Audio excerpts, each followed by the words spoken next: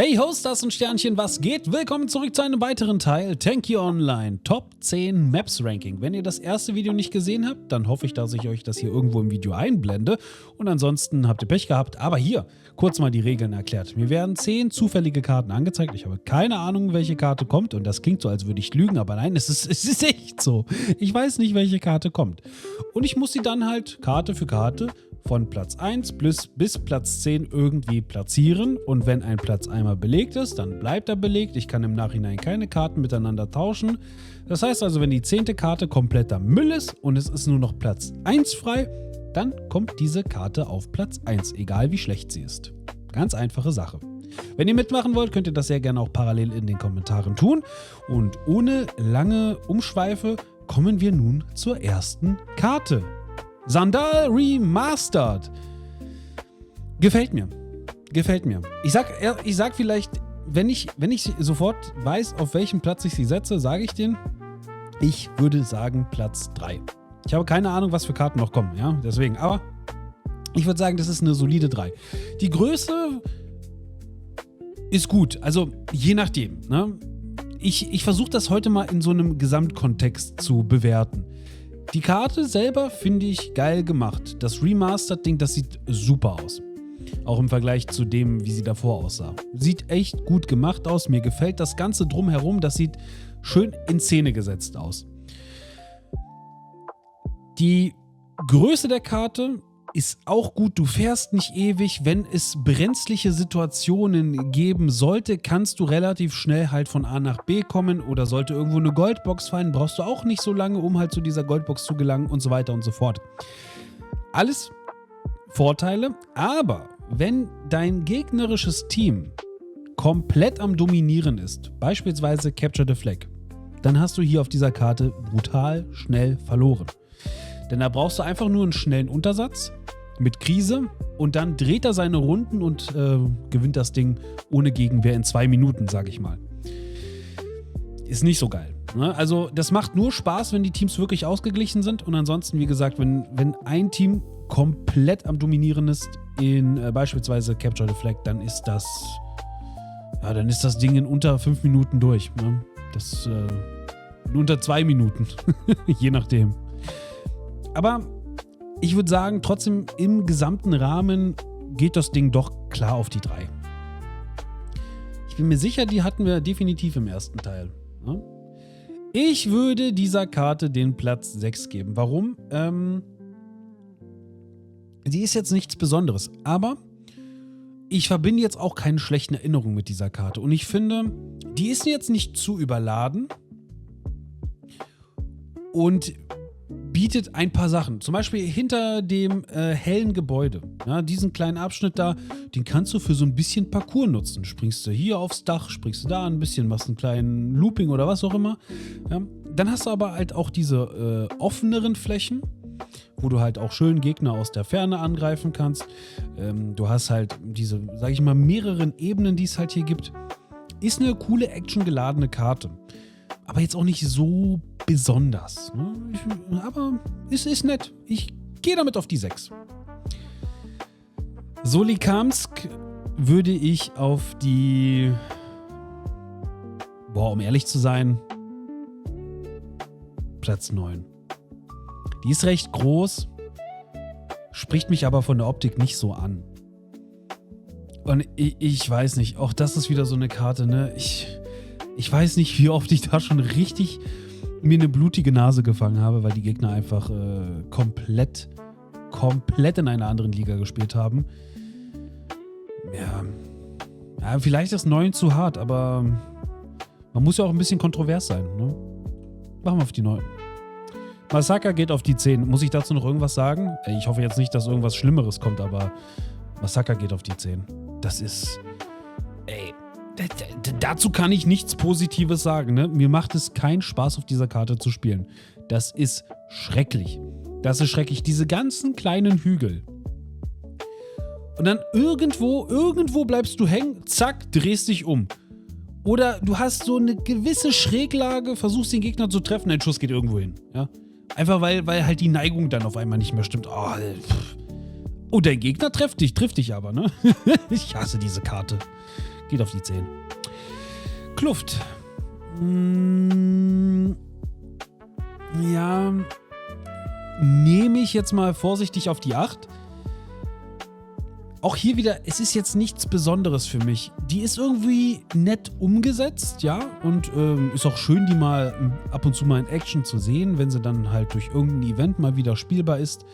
Finde ich jetzt aber im Großen und Ganzen jetzt nicht so atemberaubend.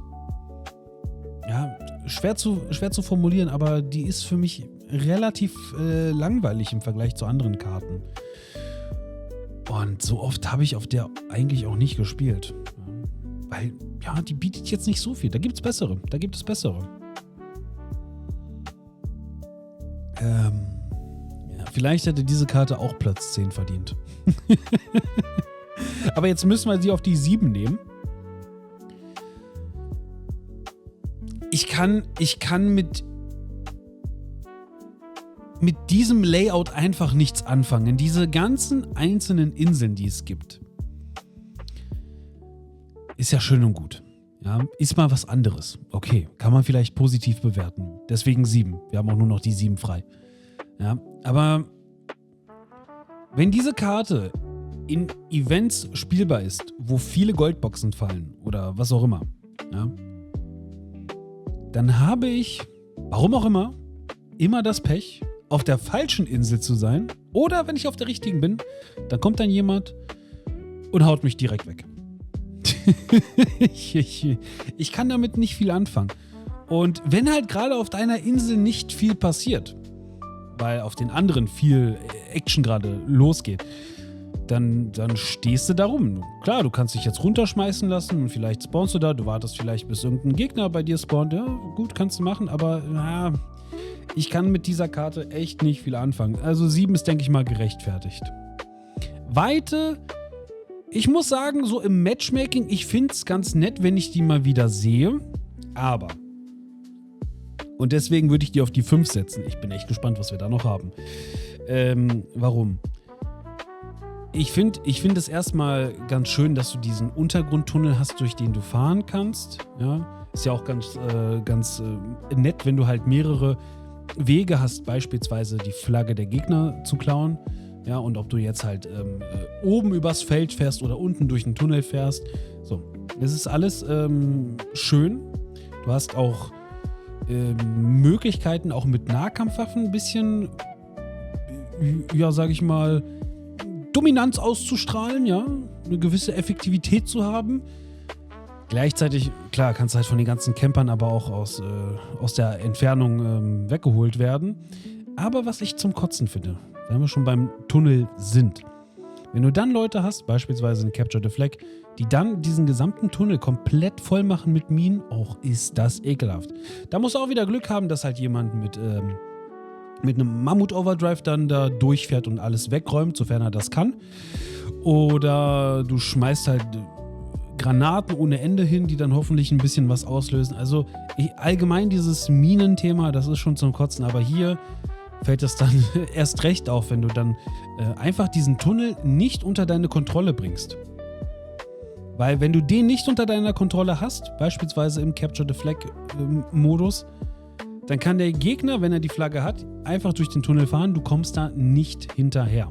Du kannst es natürlich versuchen, ja.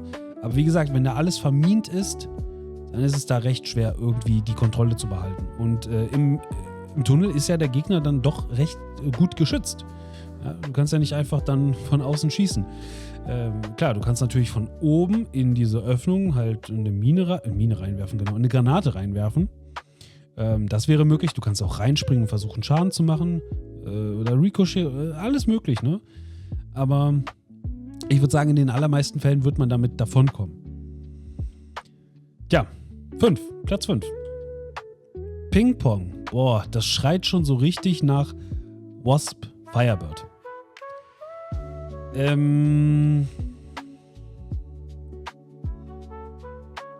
haben nur noch Platz 1, Platz 2 und Platz 4 frei. Es ist eine ikonische Karte und die kann man auch gut nutzen, um halt eben mit Wasp Firebird sich ein paar EP dazu zu holen, ja, wenn man mit Freunden spielt oder gespielt hat. Ja, ist irgendwo eine Ikone, so ähnlich wie Insel.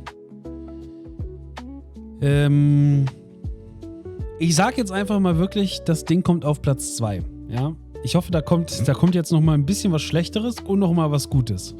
Ich bin immer so vorsichtig mit Platz 1, ne? Aber ich bin gespannt. Arena. Tja, was soll ich sagen?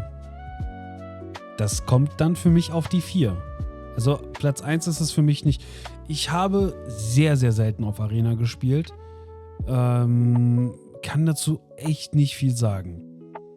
Vom Layout her war jetzt nicht so weltbewegendes. Aber wenn man halt auf die Plätze guckt, die ich dann noch so frei habe, dann muss es auf die 4 und dann hoffe ich, dass jetzt was richtig Gutes kommt, weil wenn jetzt Stadion oder Highway kommt und das auf Platz 1 geht, ey, dann lösche ich das Video. Okay. Auf die 1. Kann man nichts anderes sagen. Ist eine gute Karte, ja. Das ist auch wieder eine ikonische Karte, deswegen damit bin ich zufrieden. Ja. Das ist das Endergebnis. Ich würde sagen, im Großen und Ganzen geht das schon klar. Ich kann damit leben. Ja. Ich glaube, beim letzten Mal war Solikamsk irgendwo Platz 2, Platz 3 oder so. Ne? Jetzt ist es Platz 9. Aber gut, was soll man machen? Es ist halt nun mal, wie es ist. Oder? Ja. Hoffentlich hattet ihr aber euren Spaß. Macht es gut. Oder besser, Rinja hauen. Ist ja klar.